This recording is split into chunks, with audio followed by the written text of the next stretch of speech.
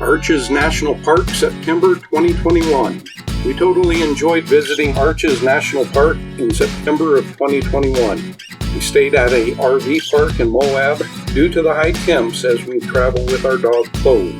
We found that the best way to visit the national parks and monuments is to go in early, i.e. before dawn, as it allows us to take the best pictures due to the wonderful lighting conditions at dawn and sunrise. Another caveat of the early arrival is getting to enjoy our surroundings without the large volume of people. Kept us from waiting in line also at the entry gate. The RV park itself was nothing fancy, but served the purpose which we needed, which was power for AC to keep Chloe cool. We started our adventure going through the gate at around 5 a.m. and driving to the far end of the park. The road was deserted, which made for easy travel, and we did not have to stop at the gate entrance. We had our National Park Pass with us, so we would have had no charge for entry if the gate had been manned by someone at the time of our entry. We arrived at Skyline Arch as the horizon was just beginning to get light. We walked the short distance to the arch and waited about 10 minutes to get enough light for taking pictures. After enjoying viewing these arch, we moved along to Sand Dune Arch. We took the short hike into the arch, which literally has a floor of sand that is so fine that barefoot walking is pleasurable. After getting our photos, we moved on down the line, stopping to take pictures when something grabbed our fancy. Stopping at Fury Furnace and Salt Valley overlooks, great views to be had. We only had the single day for our time in Arches, so we did not take any of the longer hikes. That will have to wait for our next time we visit. Our next turn took us to Lower Delicate Arch, where we got pics and enjoyed the view. By now the park was starting to fill up, and the Upper Delicate Arch viewing area was jam-packed with people, making us quite happy to have not been jostling with that many folks for a view. Next on the trip were Pothole Arch, Garden of Eden, Elephant View, Double Arch, Turret Arch, and the North and South Window Arches.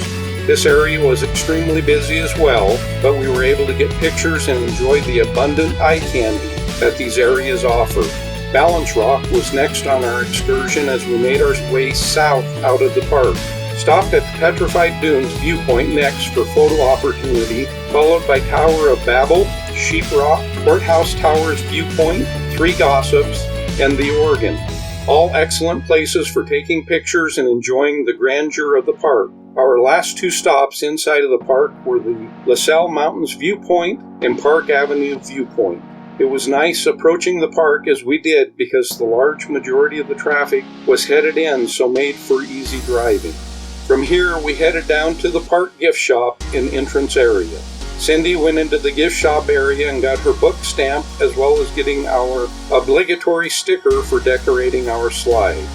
We have our states map on our living room slide, and so we also get stickers from the areas we have been to and add those to the slide as well. Kind of our graphical representation of where we have been. We left the park then, and the line of cars waiting to get into the park stretched clear out onto the highway, making us quite glad that we had gone into the park early. From the park webpage, to enter the park from April 3rd to October 3rd, 2022, visitors will need a timed entry ticket. We encourage you to reserve yours on recreation.gov up to 3 months prior to visiting.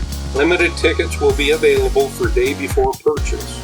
Spring and fall bring pleasant weather. These are the busiest seasons in the park thanks to the mild condition. Summers can be hot with daytime temperatures over 100 degrees. Winters can be cold with occasional snowy or icy conditions. You can make reservations for campsites March through October. The campground is usually full each night during the summer. If you don't have a reservation when you arrive in Moab, you will need to camp outside the park. In winter, sites are first come, first served.